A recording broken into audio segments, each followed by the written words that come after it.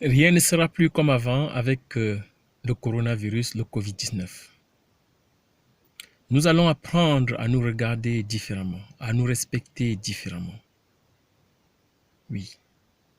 Aujourd'hui, 3 grandes valeurs, à mon avis, feront désormais partie de notre quotidien. Ce sont les valeurs d'humilité. Ce sont les valeurs de solidarité. Ce sont les valeurs d'égalité. Plus de complexe de supériorité ou d'infériorité. Que ceux qui pensent qu'ils ont le pouvoir de l'argent, le pouvoir du savoir scientifique, le pouvoir de ceci ou de cela, et ceux qui ont le complexe d'infériorité, qui pensent qu'ils doivent se laisser marcher dessus, se laisser manipuler, faire partie de tel groupe ou de tel autre pour pouvoir avoir un peu plus de moyens, pour pouvoir vivre d'une meilleure façon, comprennent que ce complexe d'infériorité n'a plus sa place. Nous sommes tous des êtres humains, dignes et égaux. Le coronavirus nous rappelle cela et frappe indifféremment qui il veut.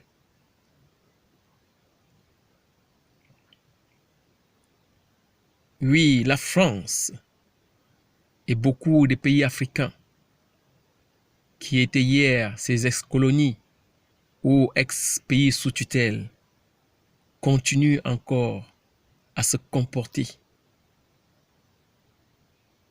comme à ces âges-là. J'ai dit à ces âges-là. Pourtant, ça ne date pas de très longtemps. Mais c'est déjà il y a très longtemps. Parce que le monde a changé. Actuellement même, l'ambassadeur de France au Cameroun est en train de se prendre pour le président de la République. Il parle aux Camerounais de la crise du Covid-19 pour essayer de protéger le président de facto Paul Biya du Cameroun. Non, monsieur l'ambassadeur, c'est pire qu'une incidence diplomatique. Vous n'êtes pas le président du Cameroun. Le coronavirus est en train de se gérer ici même en France comme une guerre. Vous n'êtes pas le commandant en chef du Cameroun. Vous n'allez pas faire ça pour essayer de sauver M. Paul Biya de son absence. Vous n'allez pas faire ça pour le sauver de son insuffisance. Encore faut-il qu'il soit lui-même capable de faire quoi que ce soit. Vous sauvez peut-être encore son système pour que demain, vous nous annonciez que Paul Biya ne veut même plus diriger le Cameroun et puis le pouvoir va se faire de gré à gré. Et c'est la France qui va décider de qui va présider aux destinées du Cameroun. Non, monsieur l'ambassadeur, ce temps-là est terminé. Les Camerounais ne peuvent pas et n'accepteront jamais cela. Parce que vous, monsieur l'ambassadeur, vous n'êtes pas le président de la France, vous n'êtes pas le président du Cameroun. Et tout Camerounais est exactement un être humain comme vous. Vous avez dit que vous allez apporter au Cameroun des solutions hydroalcooliques et des masques. Monsieur l'ambassadeur, gardez-le pour la France. La France actuellement en manque. La France est obligée de faire recours à la Chine pour avoir quelques dizaines de milliers de masques en tissu. Oui. Et pour mes chers frères camerounais qui continuent encore à applaudir ce monsieur, alors que hier, ils étaient encore devant l'ambassade de France en train de dire « On est un peuple souverain, laissez le président Paul Biya travailler ». Sortez de votre complexe d'infériorité. Vous êtes des êtres humains dignes. Sortez de cela. Vous n'avez pas besoin de faire des courbettes à qui que ce soit pour garder la dignité de votre vie. Aujourd'hui même où nous sommes en train de parler, un pays africain, Madagascar, vient de prendre ses responsabilités.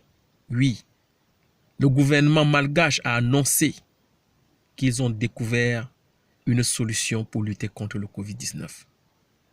Ce n'est pas de la rigolade. Je transmets ce message parce que si c'est la France aujourd'hui qui avait trouvé un vaccin, je serais fier de dire oui. La France, où il y a beaucoup de savants, beaucoup de médecins, beaucoup de chercheurs, a trouvé le vaccin contre le Covid-19. C'est Madagascar qui le trouve. Je suis aussi fier d'en parler.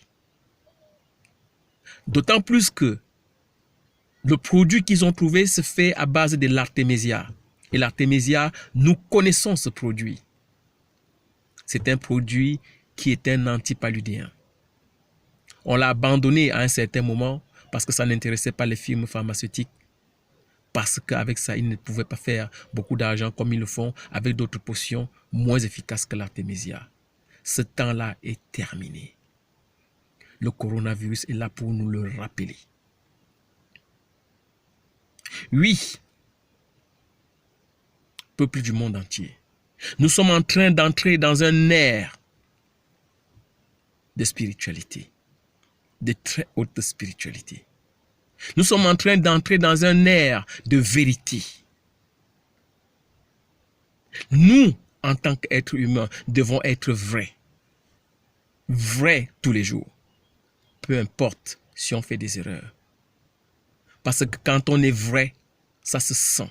Quand on est vrai, on manifeste mieux sa vie ici sur terre. On n'est pas là pour regretter de ci ou de ça. On n'est pas là pour rêver de ci ou de ça. Non. Nous, êtres humains, sommes la source de ce qui est bien. Sommes la source de ce qui est sain. Et même si nous vivons sur une terre imparfaite, dans un corps imparfait, parce qu'il peut être malade, cela ne nous empêche pas de savoir que spirituellement, nous sommes au-dessus de tout cela. C'est pour cela que chaque jour, on doit faire l'effort d'être vrai, d'être des êtres de lumière. Je vous le dis parce que dans ma petite vie, j'ai eu la grâce et la chance de connaître ce que c'est que vivre dans la vérité, vivre dans la lumière. Je ne suis pas riche dans la conscience des humains, riche, avoir beaucoup d'argent, mais je ne manque de rien parce que je sais ce que je suis. Ou tout au moins, je commence à découvrir ce que je suis. Je dis découvrir parce que j'accepte toujours d'apprendre. Et j'apprends même de mes propres enfants à qui j'ai donné la vie. J'apprends de mes frères, de mes voisins, de mes collègues, de tout le monde. Et je fais un effort tous les jours d'être humble, d'être solidaire et de respecter la vie des autres. Je ne le fais peut-être pas assez, mais c'est mon life motif. Et je suis fier de vous le dire, de partager cela avec vous.